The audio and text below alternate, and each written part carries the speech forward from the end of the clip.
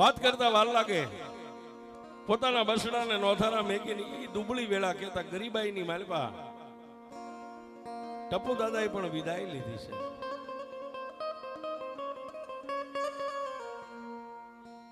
પોતાના બાપનું આપણા જે ભાષામાં 12મું 13મું જે કાંઈ થતું વિધિ કરી અને એકાબીજી ભાઈઓ એકાબીજીની સામે જોઈને પોતાની જનેતાની સામે જોઈએ અને રોઈને દિવસો કાઢે છે. જેની મોળી વેળા હોય ને બાપની જયારે સત્ર સાંઈ અમારો ત્રિલોકનો નાથ ઉપરથી લઈ લે ને અને આજે પણ કહી છે સાહેબ આ વાતો તો અમર બની ગઈ છે પણ આજે જેના બાપની જેની માથેથી બાપની સાયા વહી જાય ને એ બાળકને ક્યારેક એક બાજુ બાવડું પકડીને ખૂણામાં લઈ જઈને પૂછજો તારો દી કેવો ઉગે અને કેવો દી આથવે છે.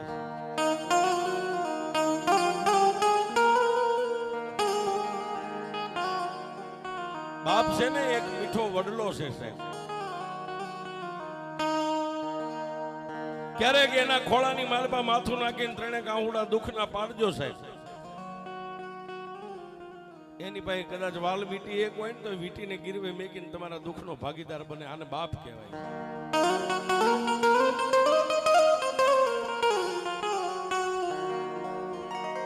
પણ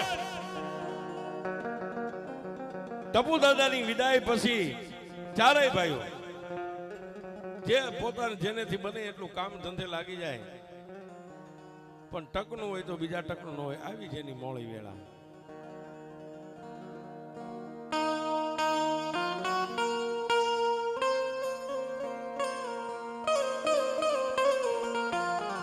સાહેબ હમણાં હું આવ્યો ત્યારે મને ભુવાજીએ કીધું હતું કે અત્યારે જે માનમેડી 1.5 કરોડનો ફ્લેટ બંગલો ઉભો છે ને સાહેબ અહીંયા એક દી નાના નાના ઝૂંપડા હતા ને માથે નાખવા કોથળા નતા સાહેબ.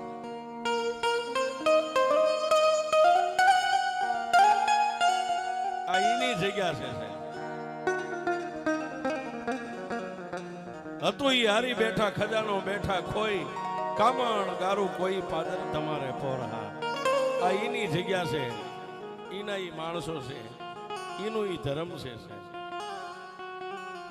પહોડાને લઈને જેથી બાપા અહીંયા આવ્યા નાના નાના 3-4 ઝૂંપડા બનાવ્યા હતા ને એની માથે સાપરા માથે નાખવા કોથળા નતા છે.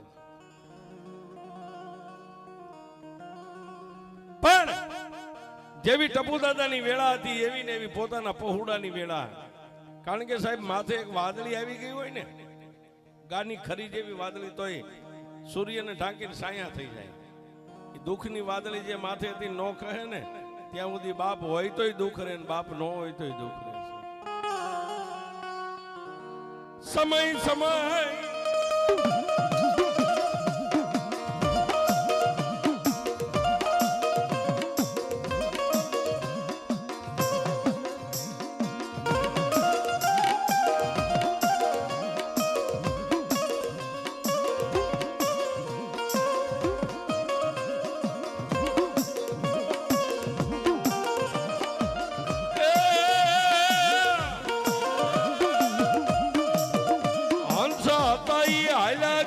મરીને દીધા જેને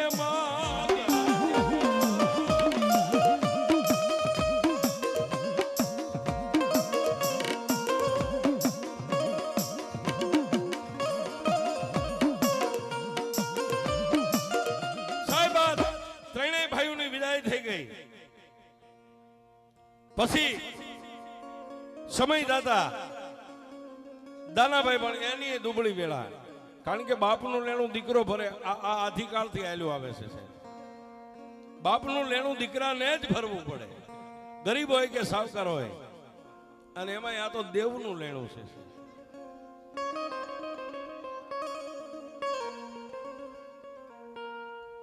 દાનાભાઈ પણ સમય મળે ત્યારે પોતાની બાપની માતા પાસે જઈને માથું નમાવીને અણહલા બનીને બેસી જાય કે એ દેવી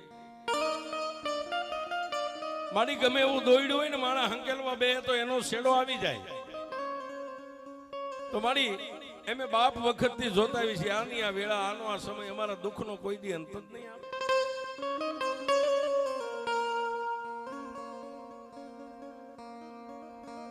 પોતે એકલા મનની માલપા મુંજાય જ્યારે હૈયું ભરાઈ જાય ત્યારે માં ભગવતી વાળવટી મારી ગઢ પાવાની દેવીને પવન દેવીની પાસે જઈ અને હૃદયને થોડુંક ઠલકી નાખે રોઈ લે છે.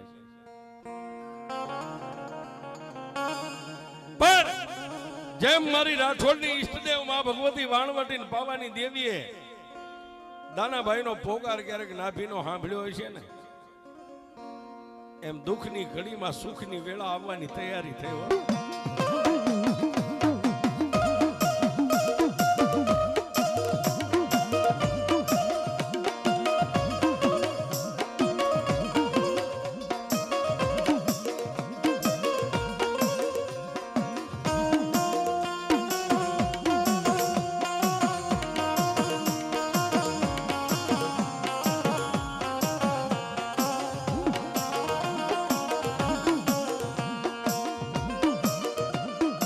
દુઃખની પાછળ સુખ મારી દેવી સાયાની પાછળ તડકો.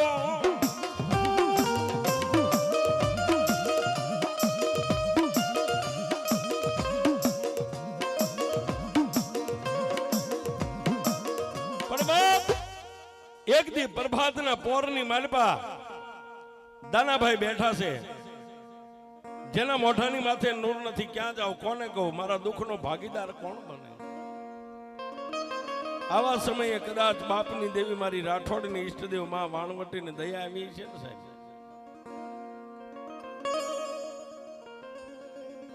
માના કળભુવા જેનું નામ, જે માને લાડ લડાવતા માને રમાડતા જમાડતા એને આપણી ભાષામાં માના કળભુવા કહી છે.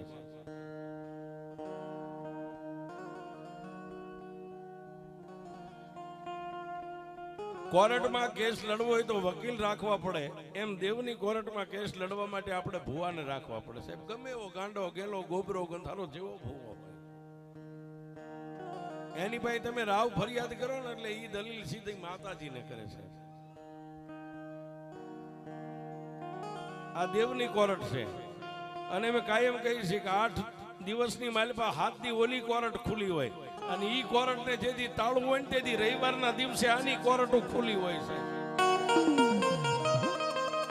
હા, પણ જો એમાંય તમારો હકનો ન્યાયનો ઝઘડો હોય તો ઓલી કોર્ટમાં કેસ કરો તો વરા 2 વરા એ ચુકાદો આવે.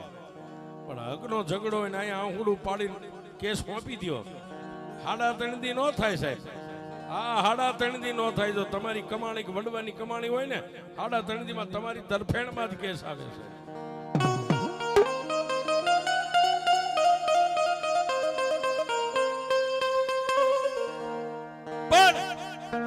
ઈ પ્રભાતના પોરની માલપા કઈક માં વાણવટીને વેળા વાળવાની છે, મારી ગઢ પાવાની દેવને કઈક દયા કરવાની છે. કળભુવા ગોમાભાઈ આવી અને બેઠા છે, પણ દાનભાઈ ની સામે આમ નજર કરીને સાહેબ ત્યારે ભુવાની ને એની 4 નજર ભેગી થઈને દાનભાઈ ની આંખની માલપાથી બોર બોર જેવડા આંહુડા પડવા. ગોમાભાઈ ભુવાએ માથે આવીને આમ હાથ વેગીને એટલું કીધું, ભાઈ રોવાય નહીં, સમય સમય બધાયનો બળવાનો હોય. આજ તારે દુઃખ છે, કાલે સુખનો સૂરજ ઉગશે, પણ રોવા. ત્યારે ભુવાના 2 પગને પકડીને એને એટલું કીધું, ભુવા હવે તો ધીરજ મારી ખૂટી ગઈ છે, ધીરજ ખૂટી ગઈ છે.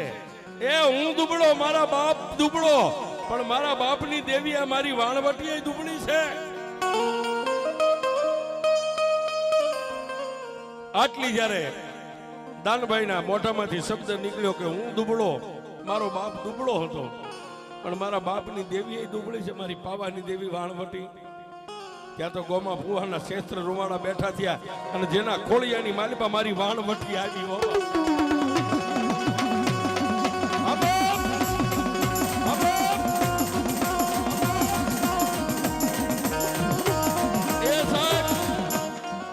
આજ કદાચ અમે રાવણદેવના દીકરા જો મારી રાઠોડની દેવીના આવા અમર ઇતિહાસ વાંચતા હોય, રાઠોડની વસ્તી ગમે ત્યાં બેઠી હોય ફુવા પઢિયાર, અને આવા સમયે જો એને એક હુબકો ન આવે તો એના કુળમાં મારી વાણવટી નો બેઠી.